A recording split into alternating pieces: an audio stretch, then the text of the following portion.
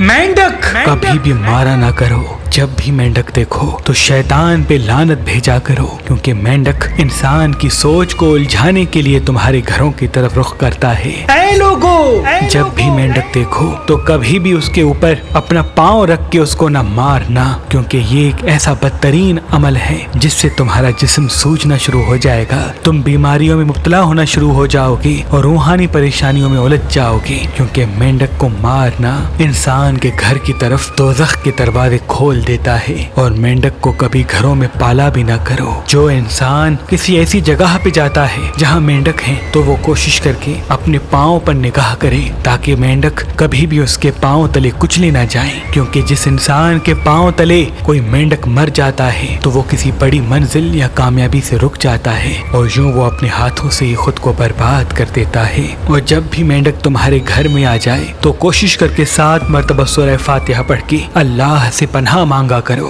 ताकि अल्लाह तुम्हें अपनी पनाह में ले ले और तमाम नहस असरात को तुम्हारे घर और वजूद से दूर कर दे।